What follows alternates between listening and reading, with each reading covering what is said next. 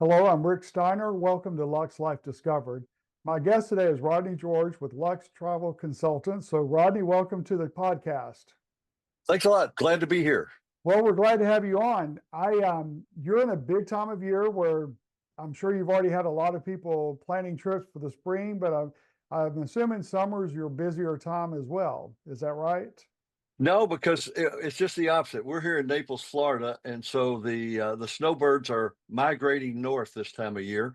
Okay, But sure. Yeah. and our clientele basically books somewhere between 12 and 18 months in advance.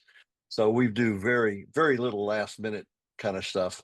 Okay. So summer's a slow time here. It's kind of a time to catch our breath, and it's a good time for us to travel because it gets so blasted hot down here in August and September that it's right in your face all the time. Right, right. So you're one of the cruise planner franchises, but you're Lux Travel Consultant. So what makes it Lux Travel? Kind of give us a little, expand on that a little bit. Well, Rick, everybody has their own idea of what luxe or luxury is. Right. And that can be anything from, people think that the Marriott Hotel is luxury, and that's okay. But in our estimation, we happen to live in a very target rich environment for luxury. I mean, Naples, Florida, per capita income and net worth, one of the highest areas in the country. So, and most of the people here, a high percentage of them are retired already. So they have the two things that are perfect for a travel advisor. They have time to travel and they have the money to afford it. Exactly. Yeah. Two things that are very important and nice to have. Yeah. So where is where or some what are some of the where are some of the markets that you really that your clientele focuses on? Well, Europe's always big because, even if you've been to Europe several times, you probably want to go back and see something or see some of the same things you saw before. But what's interesting right now is that Egypt is rapidly moving up the charts as a destination Really? because it's finally at least fairly safe to travel there. Another destination that's really popular right now are the poles, the Arctic and the Antarctic. Antarctica being more interesting because that in fact, is the seventh continent, and a lot of people are just trying to check that seventh continent off of their travel bucket list. Right. And I'm sure with your clientele, you have a lot of people that have been to Europe several times. So they're looking for that next unknown destination to explore. Yeah, the luxury traveler, I've got clients that have been to 130, 140 countries. So they're looking for something different. So they're looking for excitement and expedition kind of travel. And smaller ships, especially for cruises, have become the order of the day. I'm going to Europe in about 5 weeks to check out a 100 passenger mega yacht. Because we do business with a lot of clubs, country clubs, yacht clubs, etc. down here, Okay. and they like the appeal of having the ability to take a whole ship and fill it up. That would be 100 people basically. So I'm going to check it out because there's no way I would put 50 clients or 100 people on something that I have not seen before. So I'm going to go Right. check it out. It's one of those things you have to take one for the team, if you know what I mean. Yeah. What a rough way to do it too. Yeah. Yeah, it is. It's tough. Well, so that brings up an interesting point. So you do have some clients that would like just book the entire yacht or ship for their need for that travel. Do that. We've done that several times in the last couple of years where we take a whole ship. That's nice. Yeah. Yeah. What has been your favorite destination? Without a doubt, hands down, Bora Bora. As a matter of fact, we're going back there next summer. They've got two different sailing dates on the Paul Gauguin ship, which is part of Ponant. Just came out of dry dock on April 1st. It's a total refurb of virtually everything in the ship, and I can't wait to get back to Bora Bora. It's just my favorite place on earth. Wow, that's nice. So when somebody contacts you, is a lot at this point is a lot of your work referrals, a lot of your clientele referrals? Yeah, pretty much, Rick. We've been in business for 17 years, 15 of it here in Naples. And so it's pretty much all repeat and referrals. I have 9 other agents that work with me in my office, and between us, we've got close to 200 years of experience Wow. in travel advice. So yeah, we it's repeat and referral. We Yeah. don't And we that's, s- yeah, just don't that's, do any I'm sorry. advertising or no, it's okay. Sorry. No, you're fine. No, I was going to say that's really important because when people, and and this is something you can clear up too while I'm here. A lot of people think when they pay a travel agent that they're going to, some cases they feel like they're not using their money wisely. Yeah. Kind of disprove that myth. Well, and that's the number one thing that travel advisors have to get across to the public. And that is we don't cost you anything. In Right. most cases, we're going to save you money. We're part of Cruise Planners, which is 3,000 franchises across the United States. But we're also members of the Signature Travel Network, which is one of the top 2 or 3 largest travel consortiums in the United States.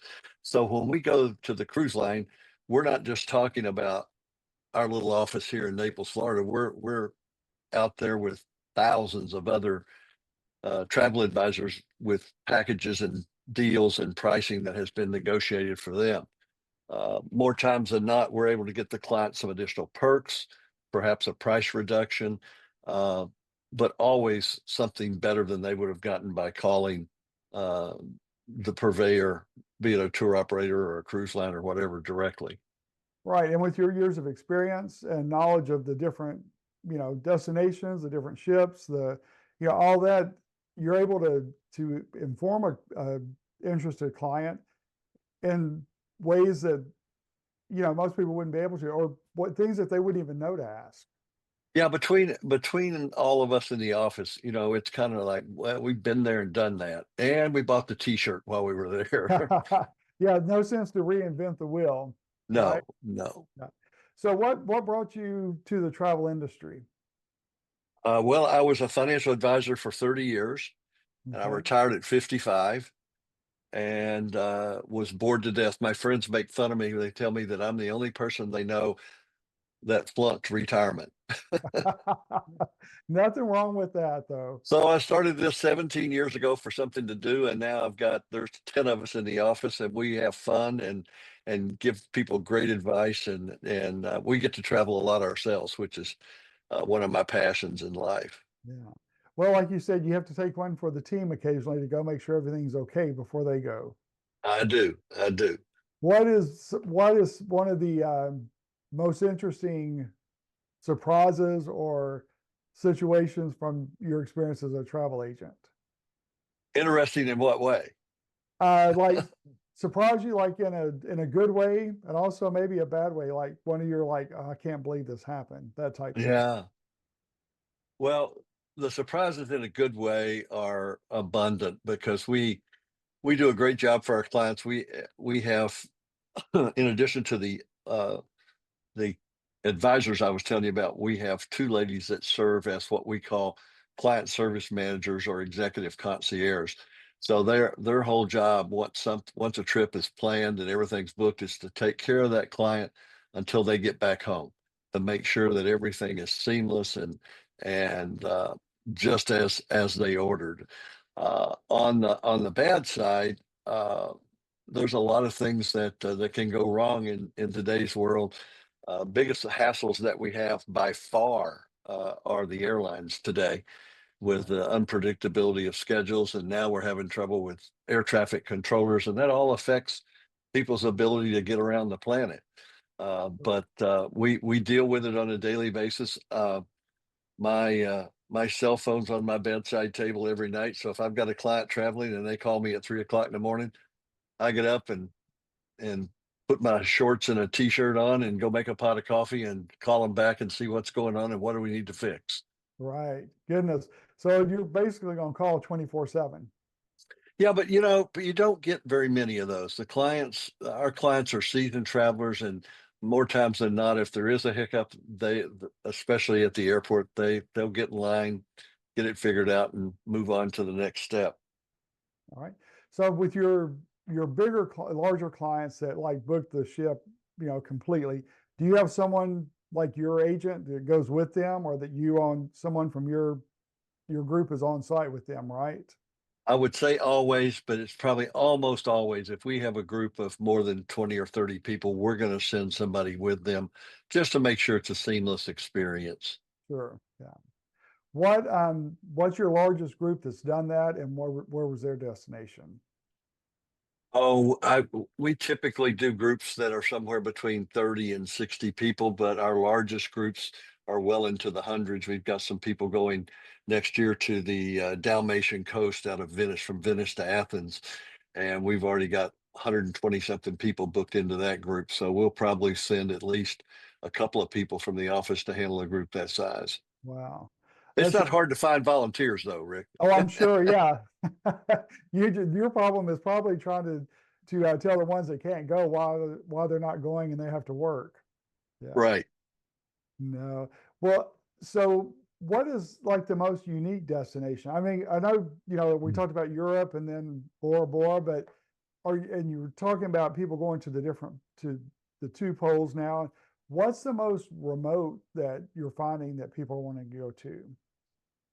Well, we do a ton of business in Africa. We have 5 different vendors that we use to do African safaris and things.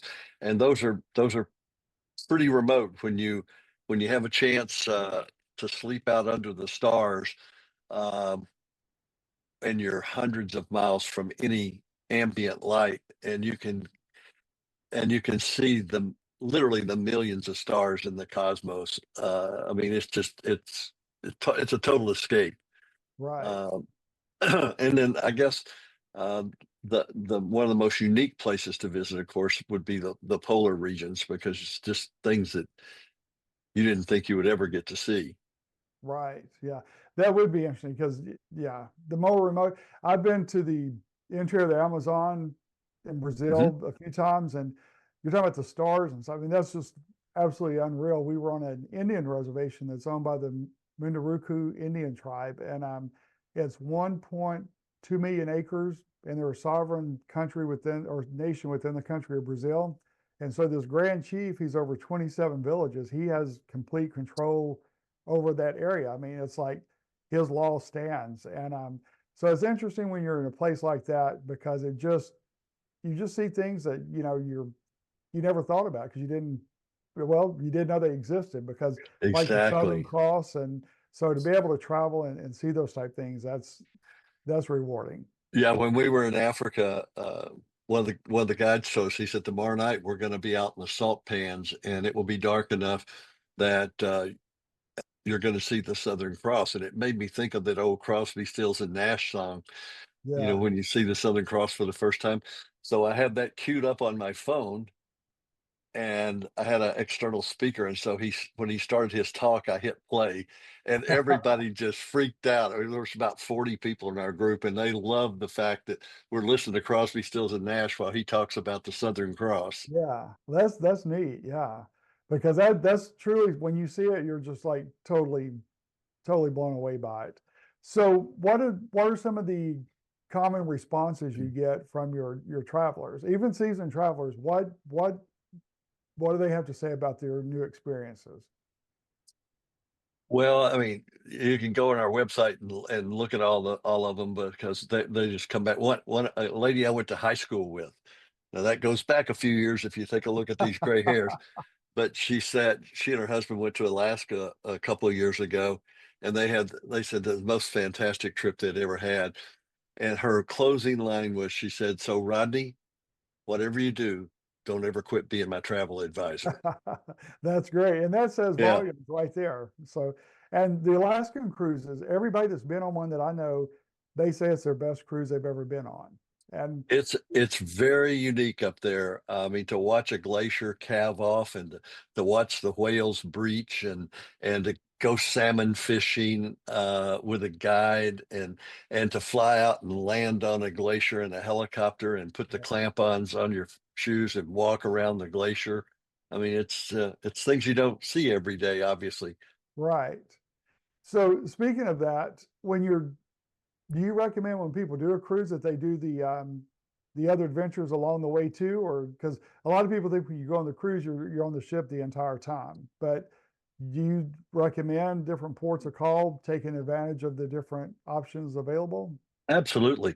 I mean, as long as you're physically able to get up and walk off that ship, you ought to be getting off the ship because you're not going all you're going to see on the ship is more ship. You get off that Right. ship, and regardless of where the port is, and I also believe that it's probably some type of sin to go to Alaska and not go early enough to go up to Mount Denali and to Denali National Park. I'm sorry, Mount McKinley, because President changed the name back, I believe. But to see Right. that part of Alaska and take one of the most scenic train rides in the world from Denali National Park back down to where you get on the ship in Seward, Seward, Alaska. That's four of the best spent days I do every time I go to Alaska. It's just Oh, wow. phenomenal, phenomenal. Well, good. So has there been a destination that has totally surprised you that you may have thought it's going to be okay, but then you're just totally blown away Yeah, unexpectedly? you did your homework. I I try. tell you, Yeah. I was more surprised by the Western Canadian Rockies than probably anything I've done. Interesting. Okay. I had no idea, and we did it by train from Vancouver to Calgary, most of it That's on the nice. train, staying in Fairmont hotels every night. But we were in a big uh, dome topped glass domed train. Uh, I mean, you had I believe they said 240 degrees of viewing. Wow. And to take that train up into the Western Canadian, that's probably the second most beautiful place I've been, right after Bora Bora. Interesting. Okay. And talk about different extremes there. That's nice too. Yeah. Very different, very different. Do you have seasoned travelers that like to do like most of it, like some that like to do the exotic beaches and that's all they want to do and not explore the other options? You know, again, most of our clients are 60 and up. Okay. So Right. they've done their share of sitting on a beach in their life. They really want to go and see and do.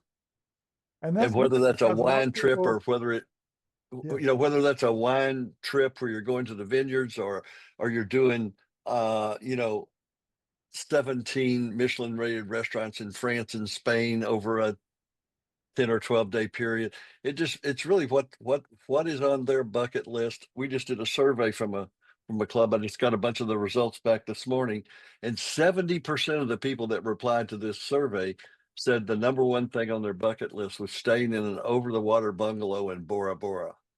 interesting. Yeah. I've been there, done that. I can share my real life experiences. That's awesome. And when you can share your real life experiences, that adds much more weight than just seeing a video about it too. And that makes I it, think so. I think so. You know, we have our own podcast that we do, and I interview some of the top people from the world of travel. But people still want to know, well, what was your experience? You've been there and you've done it. Would you go right. back? And my experience usually is, yeah. And there are not a lot of places that I want to go back to because I want to see new stuff. But I would definitely go back to Bora Bora. I'd definitely do the Canadian Rockies again. And there's a few places that I really, really love on this planet. So have you been to Egypt? You Yes, mentioned sir. Egypt was a big place. So yeah. So what's the appeal to Egypt that you think that's kind of caused so much interest recently? It's much safer to travel there than it was, say, 10 or 12 or 15 years Okay. ago. A lot of people want to go and see the new museum in Cairo. The old museum was fabulous, and I can't wait to go back. We've got a group that's going next year, and I'll probably tag along with them just to see the new museum. I mean, I've seen the pyramids, I've sat on a camel, but we're also going to do 7 nights on the Nile River, and I've never done that. Oh, So wow. that'll Yeah. be interesting. Yeah, I guess for you it's fun to see the different options that come up and then think, I need to go with that group and make sure they're okay. Because you're doing it for them. Yes. Yeah, you're doing it for I, yeah, that's what's nice about it. So where do you see yourself with your company, say in 5 years? Oh gosh. Um, as long as I'm still alive and kicking, I'll probably be here. Having flunked retirement, I'm not anxious to try it again. I'm about as retired as I want to be. I still work 40, 50 hours a week, but it's not work because I love it. Yeah. That's kind of how my podcast started. When I started doing some event planning work along the Gulf Coast, I was just amazed at the amazing diversity of talent that's in that area and people from various ages that have retired and moved to that area. And they're now doing something else after they've retired from a corporate job and they're working probably twice as much, or harder, Yeah. but they're loving every minute of it. And their passion is unreal. So you brought up a good point about like I say older, but I'm 65, but like 60 and older that are traveling and, checking off their bucket list. Isn't it good to see that people that age aren't giving up and, just like sitting back, enjoying doing nothing? They're actually out active and exploring the world. Yeah, I had a retired federal judge and his wife in the office the other day. They're clients of one of my top agent, and they're in their upper 80s and still out there doing it. I had a Wow. client last year at 94 years old, took a cruise to Alaska. So you're never too old. If you can get up and move, Yeah. you should be out there seeing things. And whether you're whether you're able to move the way you used to or not so totally relevant, but if you can move relatively pain free. And the other thing is I have found, especially living down here where there's a lot of people my age or older. I'm 73, and when I first moved here 15 years ago, a guy told me, he said, Naples is one of the few places you can move to in the world and think you're old and rich and be wrong about both. That's great. So you can't sit in your chair. You got to keep Right. moving. And I think working and staying active keeps you younger. Well, it does, and that's why those people are so happy, and they haven't given up. My parents, they my father farmed the whole time, got older, retired, and they sat at home and did nothing for years. And I think that had a lot to do with why their health declined because they just didn't give up, but at the same time, just stopped doing stuff. I'll look here on my phone and tell you how many this week alone I've walked 35 miles already. Have you really? Yeah, I walk 4 or 5 miles every morning, Yeah. and then whatever I walk the rest of the day, and that just gets my day. That's a jump. That's like putting jumper cables on me in the morning. Get out there and get some fresh air and listen to a podcast or something like Yeah. that. Oh, that's good. And My mother-in-law is 86. She walks 3 miles in the morning, 3 miles at night. If she gets in less than 20,000 steps in a day, she feels like she's wasted the day. what a trooper! Wow. Yeah, my wife is like, Mom, I may get 3,000 in one day, and don't feel guilty at all. And she's like, I'm afraid if I ever stop one day, then I won't do it. I'll talk myself out of it the next day. So she's a good example too. But Yeah, um, you sit still very long, the Grim Reaper will catch up with you. but he's gonna have to run fast to get her. So Yeah, it sounds like it. he's got his work cut out for him, no doubt about it. Yeah, for So, sure. um, what is you when you have people? Of course, you said all your or most of your clients are referral and repeat business, but do you ever run into a new client that has some just like that you're surprised by their apprehension to not only use a planner but to travel to different places? Well, I think everybody is a little bit afraid to go to new places, especially if they're single, traveling by themselves, that kind of thing. But on the other hand, there's a lady that works at a club that I belong to as a bartender, and she travels the world by herself. She gets time Really? away, Okay. and man, she's gone. And that's nice to be able to do that. Yeah. It's nice to be able to do it, but then also to have that freedom to allow yourself to do it. Yeah. Yeah. Well, you just have to. It's like a old friend of mine used to say, he said, People were born to travel. That's why they have legs and not roots." That's true.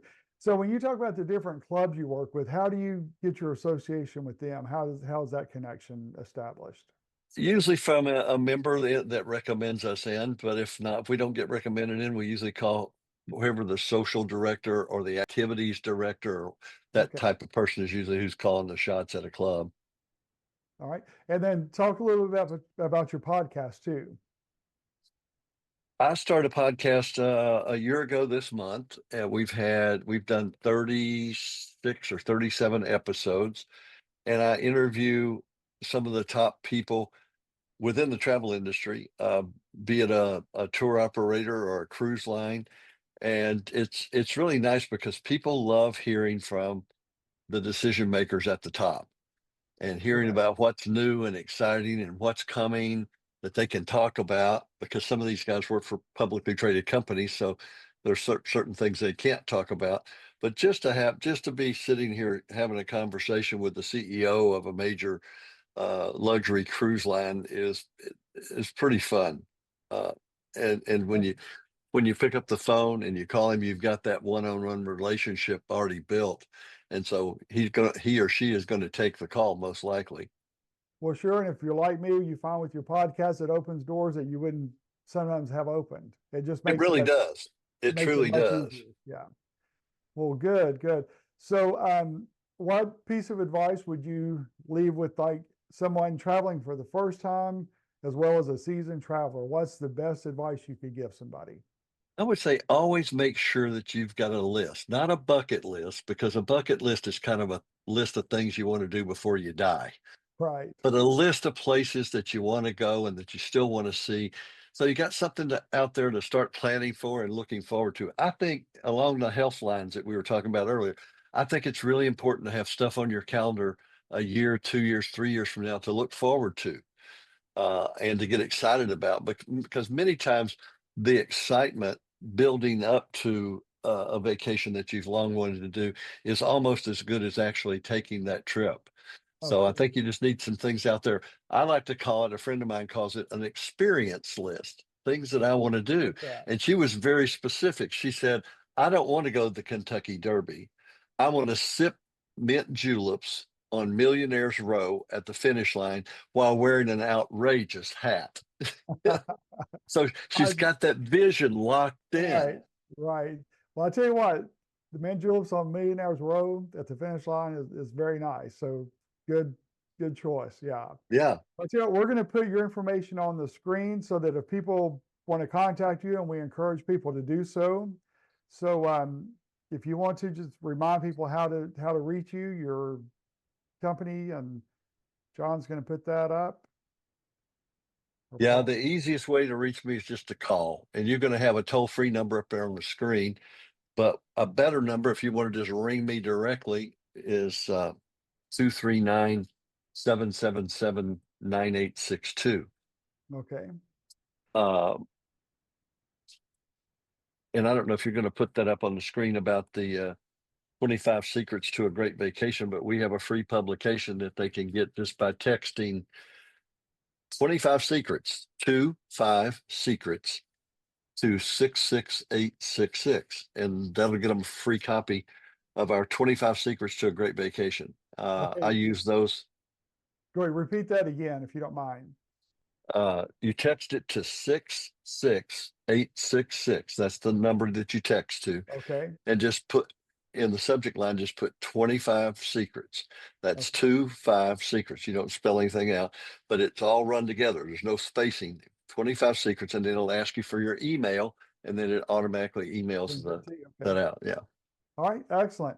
Well, I sincerely appreciate your time today because I've really enjoyed this. And so when I'm in Naples, I'll make sure I touch base with you first. And if you're in the country and not on some great trip to Bora Bora, maybe we can meet in person then. I'd love that, Rick. I'd love that. And by the way, going away, just remind everybody that my old friend Philip Randall from Atlanta, Georgia, he was a gerontologist, and he always said, enjoy yourself.